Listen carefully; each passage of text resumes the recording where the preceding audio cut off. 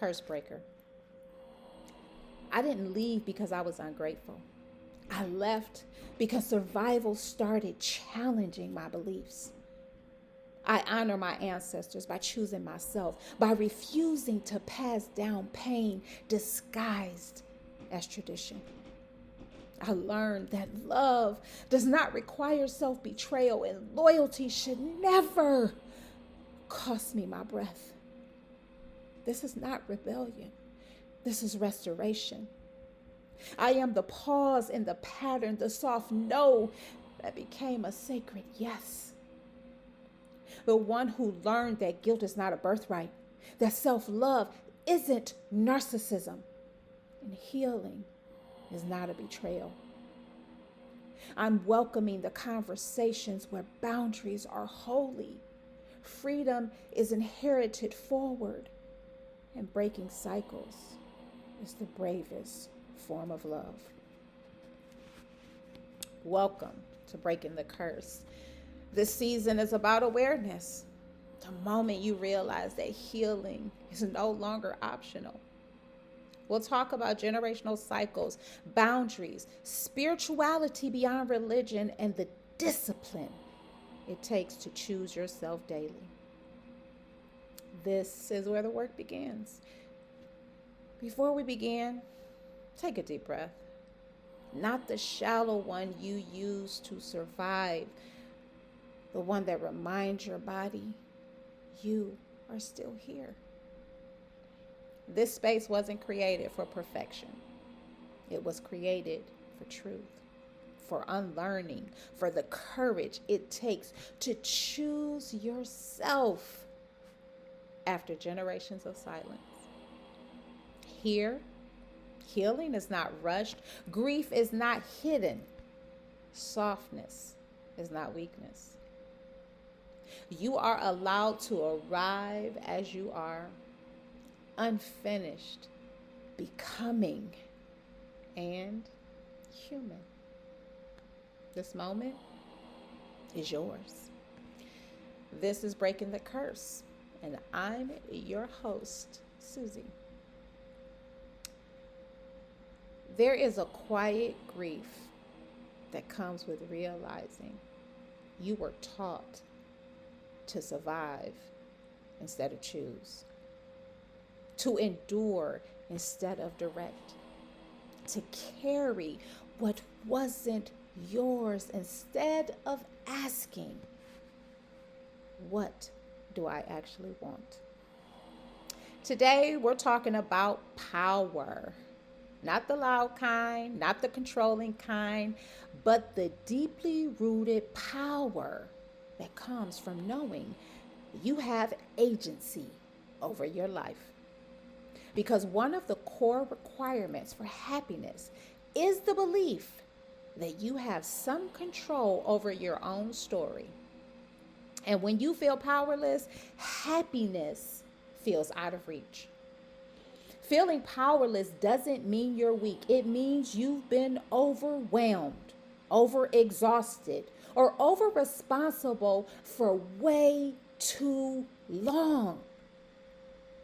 It means you were taught directly or indirectly that your needs come last. Breaking generational curses without guilt starts here. There are things in life we cannot control. Loss, other people's choices, the timing of certain lessons. But there are so many things we can control. Your focus, your attitude, your beliefs, your actions. And yes, who you allow access to you. When powerlessness shows up, it's not a life sentence. It's a signal that something needs to change, a signal that it is time to reclaim your power. Now, did I just hear you say, how do I reclaim my power? It's saying no to self-betrayal and putting yourself first without apology. It's saying yes to yourself when life feels unmanageable, not because you're selfish, but because you are just simply exhausted. You cannot have a positive influence over your life while you continue to abandon yourself day after day. And contrary to popular belief, sometimes breaking a generational curse looks like resting, pulling your energy back from people and places who attempt to take more than they give. And sometimes it's choosing you, even when that makes others uncomfortable. And I'm going to tell you right now, if you make somebody uncomfortable from saying no, from taking your power back, from resting, from choosing you, baby, those are not your people. Those are not the people who truly care about you. Because the people who truly care about you know that your rest, you pouring energy into yourself, pulling your energy back from the people and places who take more than they give, and choosing yourself only benefits them. Because when you pour power back into yourself, they benefit from that power. Right? Because you just loved on yourself. That is self-love. Right? And reclaiming your power can be as simple as choosing a different direction. Because when we avoid making decisions, life decides for us. And I know there are people in this world who believe that asking yourself questions is crazy. But the truth is, people who don't ask themselves questions are easily corrupted and led astray by the opinions of others. So I want you to ask yourself this simple question. Where am I going? And I'm not just talking about for today. I'm talking about, where are you going in the next year? Where are you going in the next 5? Hell, where are you going in the next 10? You don't need the entire map of your life, right? Because just like that quote from Martin Luther King said, like, you don't need to see this whole staircase to take the first step. All you need to do is head in that direction. Because a good intention is required for progress, right? Again, with healing, if you're not committed, if you're not consistent, if you don't have the intention to heal, there will be no progress. Reclaiming your power will also require you to remove the focus from your weaknesses and give your attention to your strengths. Because power grows when you place your attention where it produces results. Okay? Your strengths are evidence that you are capable. Use them. Build from them. You don't reclaim power by fixating on what's wrong with you. You reclaim it by remembering what's always been right. Now, some of y'all are not going to like what I say next, but I'm going to say it anyway. Release. Release. Release every relationship that drains you, and release it with light and love. Because some relationships don't wound you loudly. They weaken you quietly. Healthy relationships expand your capacity. And unhealthy relationships shrink your light. And I know this is one that hit the hardest for me. But breaking generational curses sometimes means letting go of those unhealthy addictions, habits, patterns, and behaviors that keep you tethered to the people who benefit from your silence, your overgiving, or your self doubt. Okay? Sometimes that means walking away from everyone and everything you've ever known and forging a new path. And no, you do not need to feel guilty for choosing peace. Okay? And I'm going to ask you to listen to the affirmation, No is Bay by Tony Jones. And let me know in the comments if this song changed your perspective regarding the word no.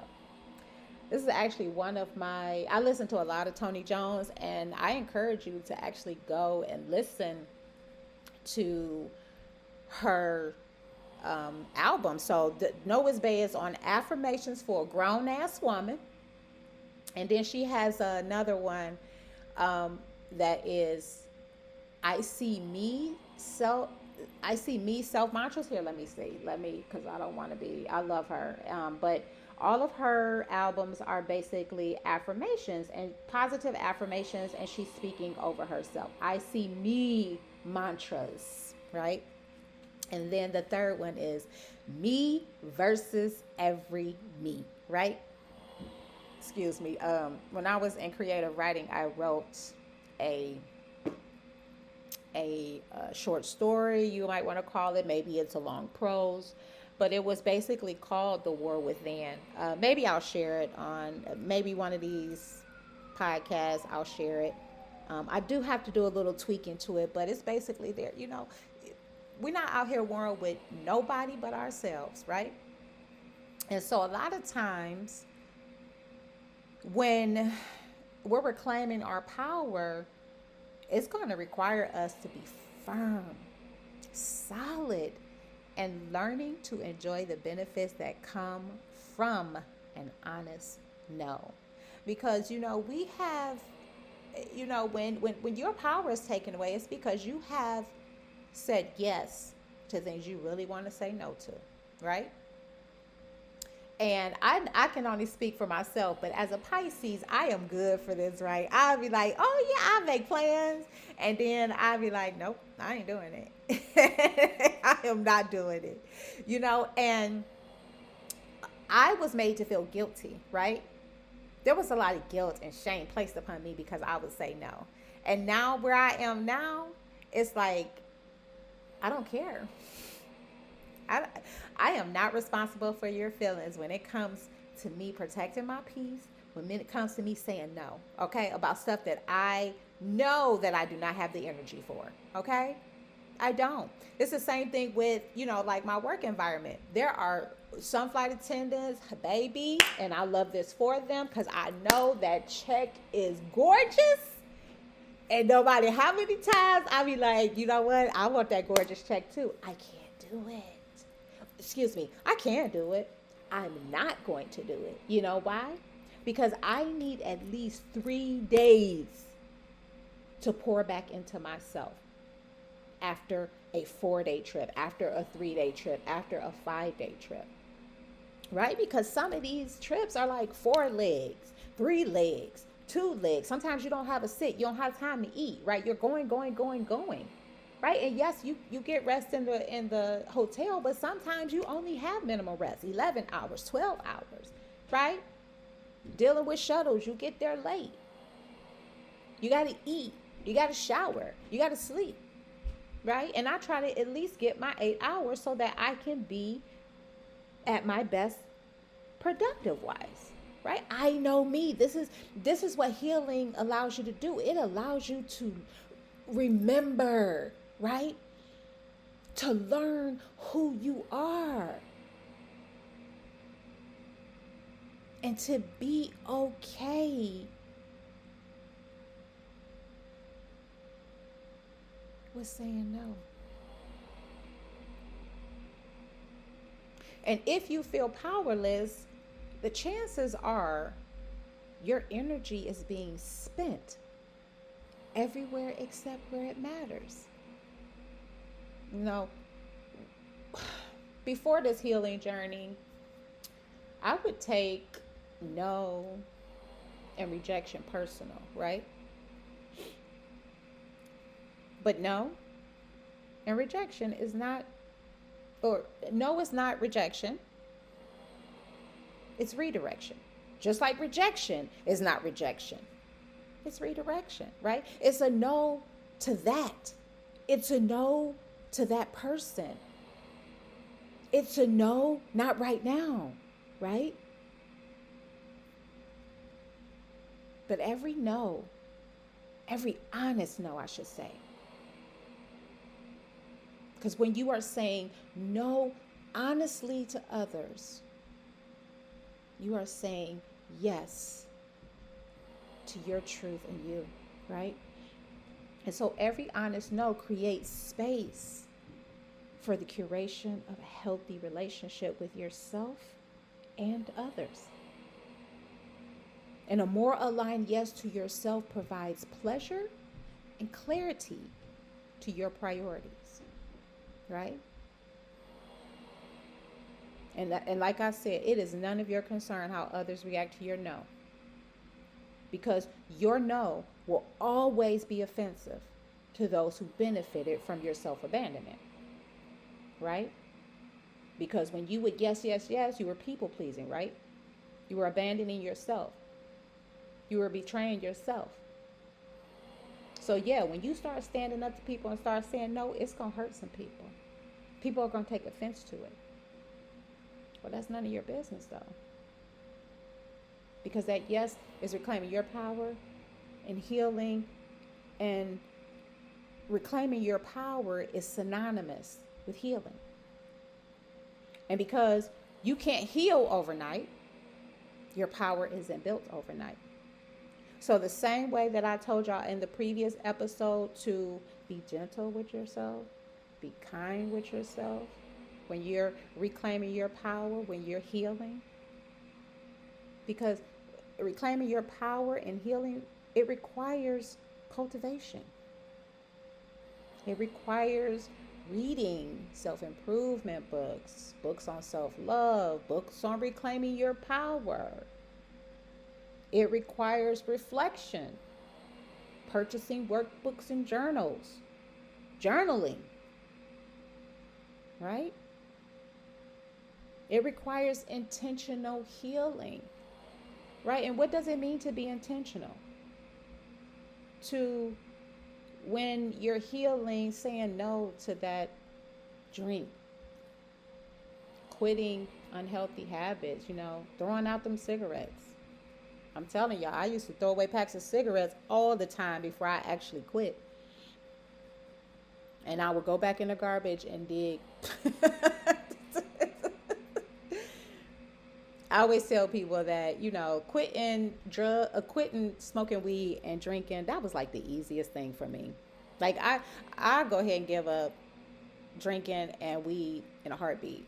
But them damn cigarettes, whew, my goodness. That was a struggle. But this is year 16. 16 years. 16. I am so proud of myself. Man, because if y'all knew me, if you knew me when I smoked, man, I wouldn't give nobody no cigarettes, because you know what? I pay for my habit, you pay for yours. Okay? Yeah. But, sometimes it requires being intentional, saying no to that cupcake, and eating the fruit instead.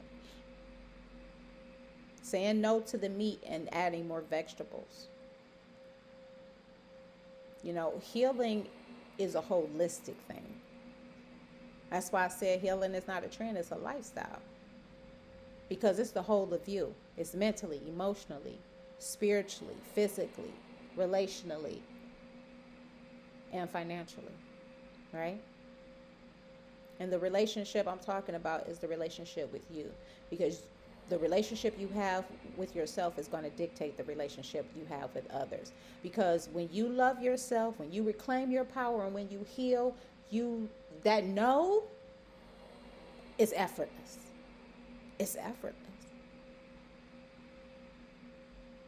No, because I need a mental health day. No, because I'm going to pour that energy back into me. And that's why I be telling people, like, I love that y'all have that, because that's probably about a $3,000 check, if I'm being honest, at my pay, But even though I be wanting money, I don't want it like that. I don't want it at the expense of my mental health, right? Abandoning myself. Because that one day off, no, absolutely not. I'm not doing it. I'm not doing it. I need at least two. So, sometimes I'm probably going to do like 2 days off in March because I got vacation coming up in March for my birthday. Um, but I probably am going to do like 2 days because then that would allow me to pick up and then I can get like a hundred. I try for 100 hours a month. I do 100 credit hours a month. If I can get 200 to 300 in per diem, that is great for me, you know. Um, but I need at least a day to just do me, right? To just really shut the world off and just pour back in myself because I spend so much time in my career pouring out to others, right? That I need that time for myself. And then you figure 3 days off. Okay, so this is me on 3 days off. That first day I'm sleeping. That second day I'm probably running errands, getting my food for meal prep. And then that third day is spent either meal prepping if I didn't do meal prep on the second day and washing my clothes and getting my suitcase repacked, right? How people do that with one day off, I will never understand it. I will never understand it, right? So your intention, your healing has to be intentional. And that's my intention right there. Absolutely not. No. Because I know that I will not be mentally at my best if I'm only working one day in between my schedule or I'm only resting one day in between my schedule. I know me. I know my body. I know what I need, right? And then two, explore your interests. Like, I absolutely love teaching people, right? What I've learned on my journey. I love that. That's why I created the workbooks and the journals. I love sharing my stories through poetry, right? Because I want people to feel it. I want people to know that it's real. This thing is real.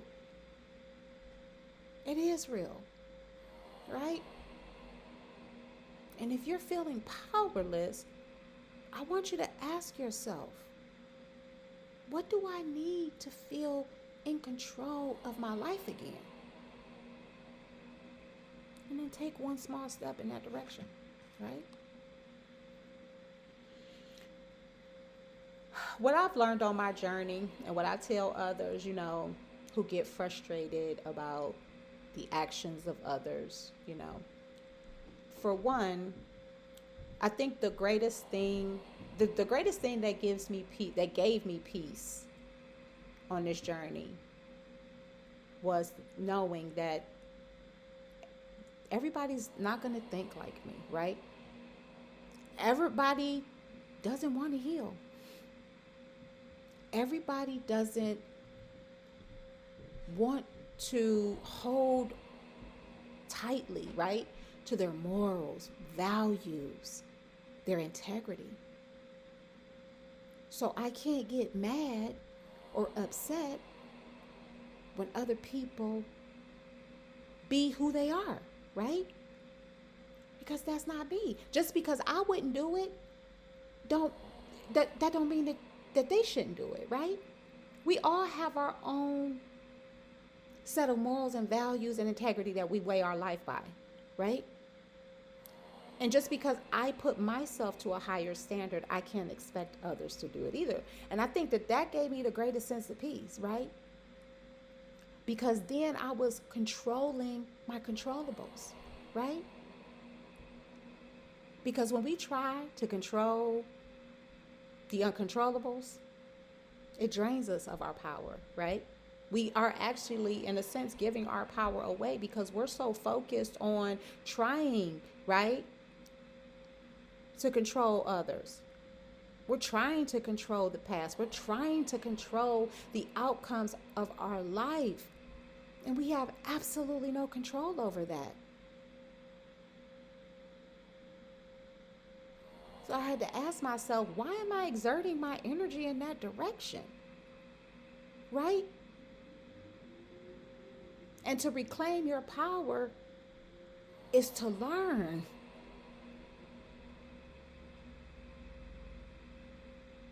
To become the master, right? Of everything that I have control over. You see, when I was in that relationship, people used to always tell me that I was a manipulator, right? But I'm not a manipulator. And I know now today on my healing journey that they were actually talking about themselves, right? When they call me a manipulator, they're talking about themselves, because I don't try to control others' energy, right? They do. I am a master of my own energy. Before I wasn't, though. I wasn't. And I would allow, people to pull me from my place of peace or have me react. But now I don't.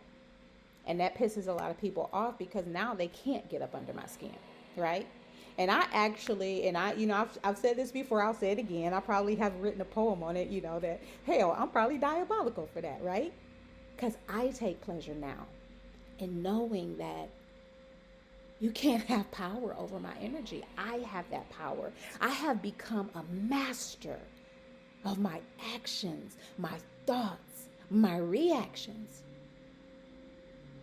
And I'm telling you, there's no greater pleasure than knowing that, than letting people be people, right? And knowing that you don't have to be bothered with them. I say that all the time at work. When I encounter someone with a bigot attitude or racist mentality, because you always know, right? This is a very junior base, right? So when you encounter a racist who is your junior, and they don't like the fact that you're a senior. And the thing is that I'm not a senior that exerts their power, right? Because I know I have no power over other people. The power is within myself, right? So yeah, when I have someone that's, trying to push my buttons, they get ignored, basically, Like I had this one flight attendant who came from another airline, and she just kept telling me all the things. And I said, let me tell you something. For one, I can never miss what I never had. And comparison is a thief of joy. So if you're constantly comparing this airline with that airline, let me tell you something. You're going to be very unhappy here. You're going to be very unhappy here. So the best advice that I can offer you is to forget everything about that airline and focus on everything about this airline, right? Because I can't miss a 30-hour layover when I've never had it. And I don't even want to say that, because I have. I've had 25 hours in Omaha. I've had 30 hours in Dayton. I've had probably 30 hours in Birmingham. 24, something like that, right? So I've had long layovers. So no, I don't want to hear about that other airline. Well, I was just trying to tell you about other things that are out there. I'm not interested. I actually like where I am. I actually quite enjoy where I am, right?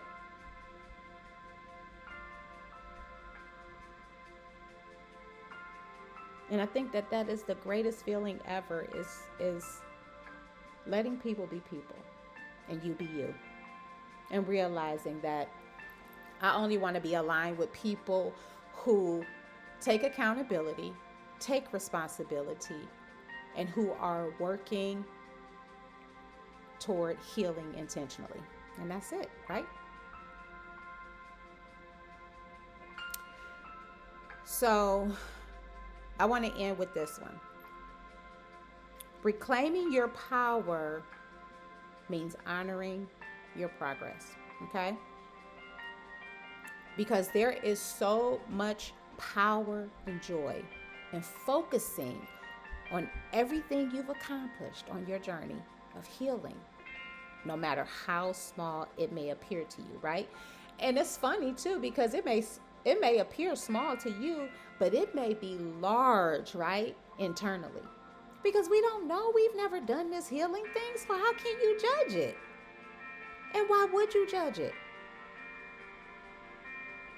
The only thing that you can do is honor your progress, because it is a reminder to you that change is possible. When everybody else says that change is a myth, that healing is false, no, you know yourself, right? So honor that. Honor where you are again. Honor the now, the progress that you have made, knowing that change is possible, that you're not stuck, that healing is happening. This is what I have learned from this journey, right? Everybody talks about success, outer success they focus on. But success and happiness is an inside job. And it flourishes in the presence of momentum. So in closing, I want you to take a moment and think back to a time when you felt in control of your life. How did your body feel? How did you move differently? Did you hang your head, or did you walk with an upright posture? Did you have a Superman pose as your posture? How did you breathe? Right? Was your breathing a little lighter, or was it heavier? Because I can tell you now, walking with your head down, heavy breathing, pain in your body, that's powerlessness. You felt powerlessness, and your body language shows that, right? Because powerlessness is overwhelming. Power steadies. That's why when you feel more in control of your life, you walk with your head held high, right? You walk in a Superman pose. Your breathing is lighter. Your body feels amazing. I want to remind you of this, because I used to always say this, right? That my power was stolen from me. I want to remind you of this. Your power was never stolen from you. You either laid it down in the hands of somebody else, or you forgot you had it, right? And it's yours to reclaim whenever you decide. Now, I want you to take a deep breath and repeat after me.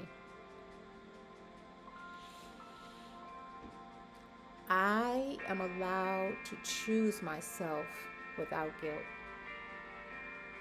I have power over my focus, my boundaries, and my healing. I release responsibility for what was never mine to carry. I honor my growth, even when it's quiet. I am breaking generational curses by living consciously. I trust myself to lead my life with intention. Now take another deep breath. Relax your shoulders and notice what shifted. Notice what softened. You didn't come here to be fixed. You came here to be reminded that healing happens in the quiet moments when you choose yourself without needing permission. Carry what resonated, release what no longer fits, and trust that showing up was enough for today. Every time you return to yourself, you are breaking the curse, and the cycle loosens its grip. Thank you for joining me today. If this episode stirred something in you, take it as an invitation, not a burden. You don't have to heal all at once, but you do have to begin. You can deepen this work with the Workbook Journal bundle located on my website. Each workbook journal was created to help you remain consistent on your healing journey and to reclaim your power. Until next time, remember, healing isn't rebellion. it's restoration, it's remembrance. Thank you for sitting with me today.